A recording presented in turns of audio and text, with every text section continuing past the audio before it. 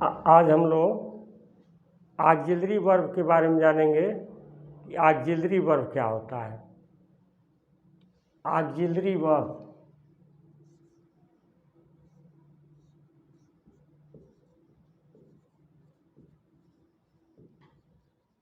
Auxiliaries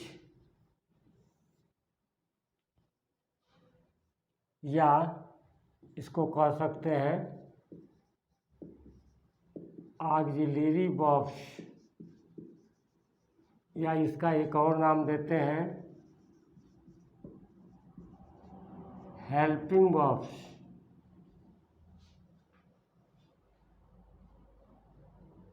auxiliary verbs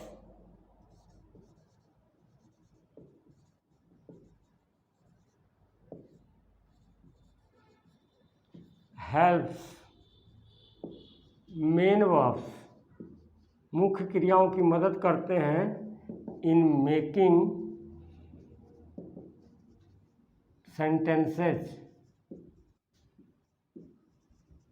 sentence बनाने में जो ऑक्सिलरी वर्ब है या मेन वर्ब की सहायता करते हैं। जैसे देखिए, ही इज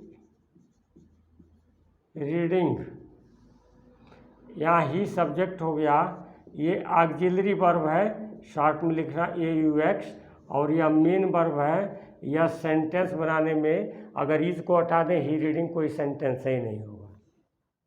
इनकी सहायता कर रहे हैं। आई हैव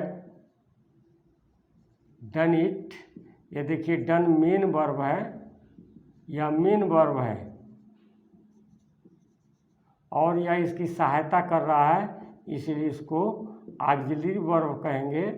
और ये देखिए इसकी सहायता कर रहा है। तो ऑक्सिलरी वर्ब का यही डेफिनेशन है कि यह मेन वर्ब की क्या करते हैं, सहायता करते हैं, इसलिए इनको हेल्पिंग वर्ब्स भी कहा जाता है। यहाँ देखिए पहला पॉइंट। दूसरा, जब ऑक्सिलरीज,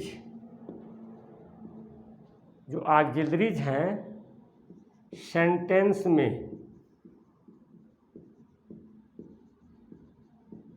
अकेले आते हैं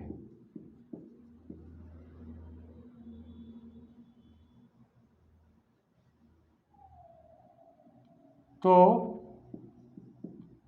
वे मेन वर्ब्स कहलाते हैं। उन्हें मेन वर्ब्स हम कहेंगे जब अकेले आएंगे तो। और जब किसी वर्ब की सहायता करेंगे, जैसे एक सर्वेंट है, वह साहब के लिए तो सर्वेंट है, लेकिन जब ही अपने घर में जाता है तो मास्टर हो जाता है ना, कि हर जगह नौकर रहेगा। अरे यार, अपने घर में तो मालिक हो जाएगा ना। तो जब अकेले होगा तो वह मेन वर्ब हो जाता है। तो इस ऑक्सिलरी वर्ब्स को दो भागों में बांटते हैं। पहला जो है वह है प्राइमरी ऑक्सिलरी,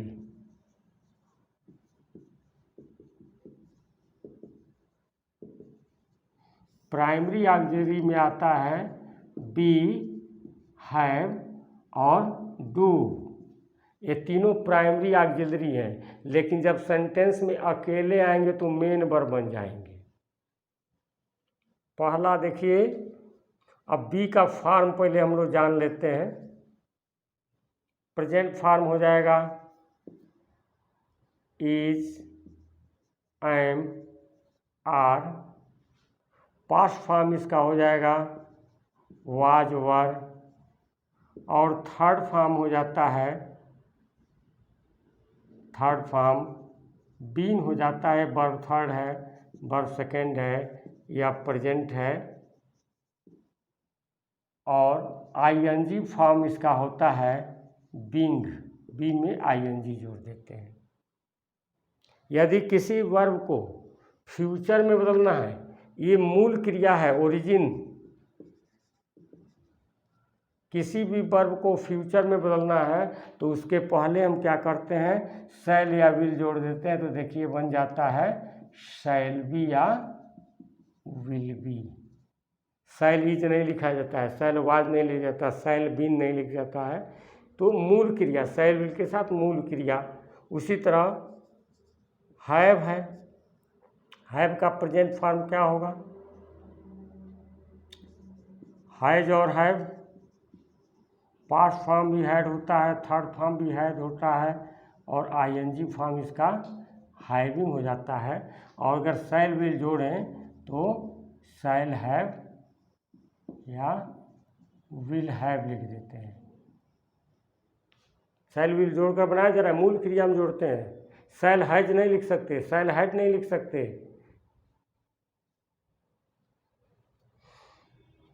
अब तीसरा है डू, प्रेजेंट फॉर्म होता है डू और डज, पास्ट फॉर्म होता है डिड, थर्ड फॉर्म होता है डन, और ये फॉर्म होता है डूइंग। और अगर बनाना है तो शैल डू विल डू लिख देंगे। वो तो बताएं किसी क्रिया को फ्यूचर में, फ्यूचर इंडेफिनिट में ले जाने के लिए उसके मूल क्रिया में शैल विल जोड़ देते हैं। तो हम एक प्रयोग पढ़ेंगे कि कब बी लगाएंगे। बी कब लगाएंगे, कब हैव लगाएंगे और कब डू लगेगा। ये प्राइमरी ऑक्सिलरी होता है। इनके पांच फॉर्म कहे जाते हैं। क्या क्या बी के form? Is, am, are, was, were. देखिए ये इनको हम गिन के इस प्रकार लिखते हैं, is, am, are, was, were, has, have, had, do, does and did. They are 11, 1, 2, 3, 4, 5, 6, 7, 8, 9, 10, 11 primary auxiliaries कहा जाता है।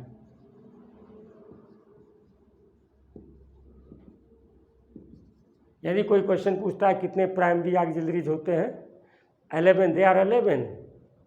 ये इसके बने हुए फॉर्म हैं, इनको नहीं कंसीडर किया जाएगा। Has, have, had, do, does, did, is, am, are, was, were, ये जो लिखे हुए हैं क्योंकि ये पास्ट पार्टिसिपल है, प्रेजेंट पार्टिसिपल है, उसको छोड़ दीजिए पार्टिसिपल फॉर्म को। तो इतने होते हैं यहाँ। अब इज, एम, आर, वाज, वर का प्रयोग कब करेंगे ये हमको जानना है। यानी जो बी है, यूज ऑफ बी, पहले हम लोग समझेंगे।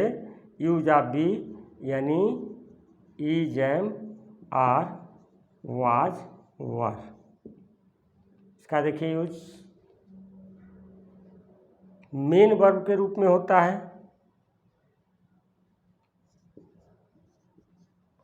As main verbs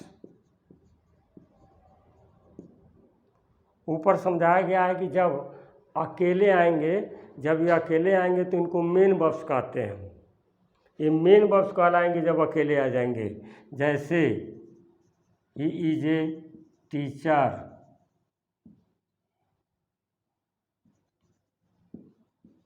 she was a doctor, they were players, या आई एम ए टीचर। तो जो इज है देखिए, वाज और वर ये अकेले आया है, इसलिए इनको क्या कह देंगे, क्या है, दे आर मेन वर्ब्स, अकेले आए हैं। Be as auxiliaries of verb ING. Verb ING यानी कंटिन्यूअस एक्शन, यानी कहते हैं बी प्लस वर्ब आईएनजी जारी कार्य के ऑक्सिलरी के रूप में इज, एम, आर का इज, एम, आर, वाज, वर का प्रयोग जारी कार्य के रूप में करते हैं। जैसे he is running,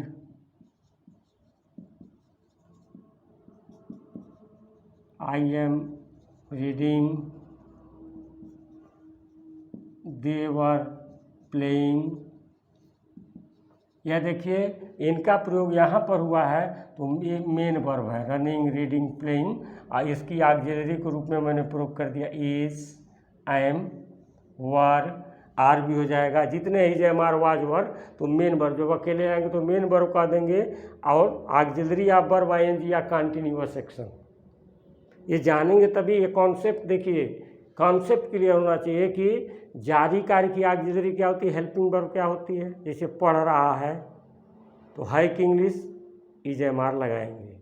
he is reading, क्योंकि जारी कार्य की ऑक्सिलरी बी होता है, बी वर्ब आईएनजी से लिखें, बी का फॉर्म लिख देंगे इज, एम, आर, वाज, वर। तो ये आपको बताया गया कि बी का यूज कहाँ कहाँ करते हैं, कि मेन वर्ब के रूप में भी होता है और कंटिन्यूअस की ऑक्सिलरी के रूप में भी होता है। अब हम लोग पढ़ेंगे हैव के बारे में, आइए देखते हैं। अब हैव का यूज देखिए, हैव बहुत इंटरेस्टिंग चीज़ें आपको बताया जा रहा है। हैव का यूज कैसे करेंगे। हैव भी अकेले आएगा तो मेन वर्ब होगा। इससे पहले इसका अर्थ होता है रखना। पहला अर्थ है रखना के अर्थ में, I have a cow, the king had 3 queens, she has a car. देखिए ये अकेले आया है इसलिए मेन वर्ब है। कहे हैं कि जब ऑक्सिलरी अकेले आएगा तो मेन वर्ब हो जाएगा। सी हैज़ ए कार, तो पहला इसका रखना के अर्थ में इसका प्रयोग किया जाता है। रखना पोजीशन बतलाता है। ये डेफिनीशन में बताया गया है, एक वीडियो में वर्ब का डेफिनीशन आपको दिया गया, पोजीशन बतला रहा है। आई हैव फीवर या आई हैड फीवर, मुझे बुखार था। लास्ट नाइट, पिछली रात मुझे बुखार था। ये देखिए बी जो है एकदम याद रखिएगा, इसका अर्थ होता है लेना, यानी टेक। टेक का सेकेंड फॉर्म टूक होता है। अगर टेक लिख रहे हैं सेकेंड फॉर्म टूक है और थर्ड फॉर्म टेकन होता है, तो उसी तरह इसका फर्स्ट फॉर्म क्या हो जाएगा, हैव। अगर टेक्स लिखते हैं, अगर टेक्स लिखते हैं तो हैज लिख देंगे टेक्स के लिए, और टूक के लिए हैड लिख देंगे, और टेकन के लिए भी क्या लिखेंगे, हैड लिखेंगे। तो ये हमको ये जानना पड़ेगा। जैसे लिख दिया गया ये सेंटेंस देखिए, I have had T just now. I have had T just now. अब आप सोचोगे ये हैड क्या लगा दिया है। मैं अभी चाय रखा था, चाय रखने वाली चीज़ नहीं है यहाँ पे। जस्ट नाउ, ठीक अभी मैंने चाय पी है। तो यहाँ इसका अर्थ है, ये थर्ड फॉर्म लगाया गया है, इसका मीनिंग है टेकन। अब हैव हैड का प्रयोग कर दिया गया। अभी एक सेंटेंस में हैड हैड लगा रहे हैं, देखो तब देखो हैड हैड कैसे आ गया दो बार। तो एक तो हैड ऑक्सिलरी वर्ब है, ये ऑक्सिलरी वर्ब है, और यह क्या है, मेन वर्ब है। उसके बाद देखिए, my father had had tea before I came back. मेरे आने के पहले मेरे पिताजी चाय पी चुके थे।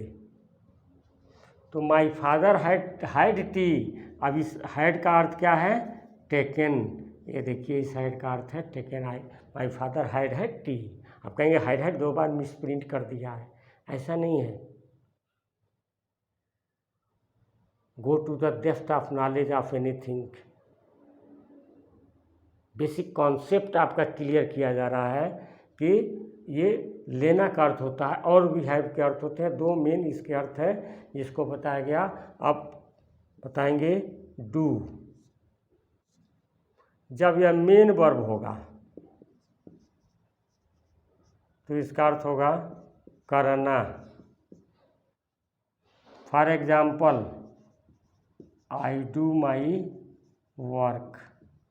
यहाँ देखिए इसका अर्थ हो गया करना, मैं करता हूँ।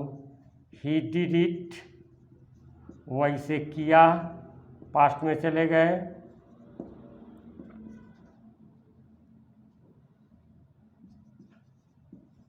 शी डज हर वर्क, वो अपना कार्य करती है। She does her work timely, वो अपना काम समय से करती है। मेन वर्ब हो गया। ये समझेंगे सब। एक चीज़ यहाँ छोड़ दिए, अभी नीचे बताएंगे हैव के एक यूज के बारे में, नीचे बता देंगे आपको, लेकिन क्रम से ही नोट करेंगे। या देखिए दूसरा, हेल्पिंग वर्ब्स या जिसको कहते हैं ऑक्सिलरीज। ऑक्सिलरीज के रूप में जो डू और डज है ये होता है प्रेजेंट इंडेफिनिट टेंस के नेगेटिव और इंट्रोगेटिव में यूज करते हैं। इंट्रोगेटिव सेंटेंसेस में।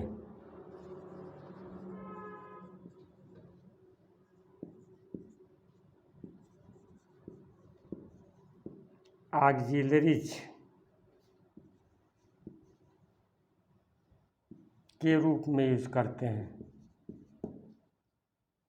जैसे I do not smoke,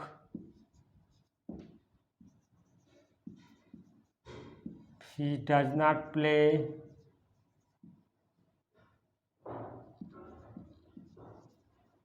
do you go. देखिए इंट्रोगेटिव के रूप में। मेन वर्ब या ऑक्सिलरी वर्ब, यानी प्रेजेंट इंडेफिनिट टेंस के नेगेटिव और इंट्रोगेटिव की ऑक्सिलरी कौन है? डू और डज होता है। Does she play,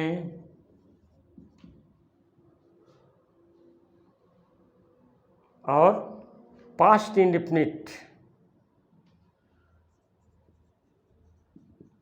past indefinite के ऑक्सिलरीज, पास्ट इंडेफिनिट के सॉरी निगेटिव व इंट्रोगेटिव में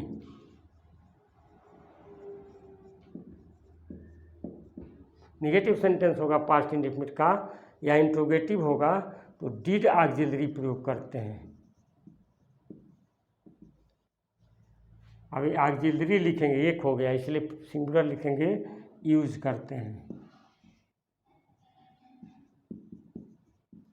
डिड ऑक्सिलरी यूज करेंगे पास्ट इंडेफिनिट में। जैसे ही डिड नॉट गो, वह नहीं गया। Did you by the book. तो प्रेजेंट इंडेफिनिट की ऑक्सिलरी, या जो ऑक्सिलरी है डू, या प्रेजेंट इंडेफिनिट और पास्ट इंडेफिनिट के ऑक्सिलरी के रूप में इसको यूज करते हैं।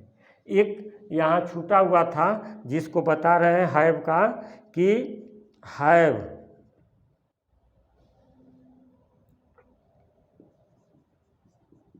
पूर्ण कार्य यानी वर्ब थर्ड के साथ ऑक्सिलरी के रूप में होता है। ऑक्सिलरी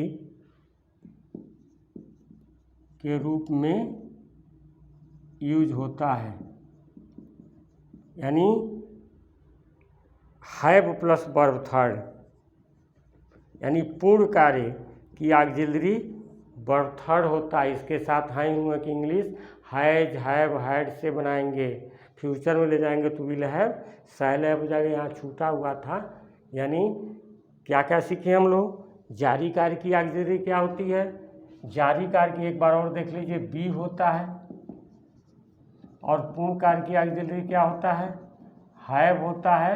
यह दोनों याद कर लेंगे, नेक्स्ट वीडियो में आपको आगे और बताया जाएगा।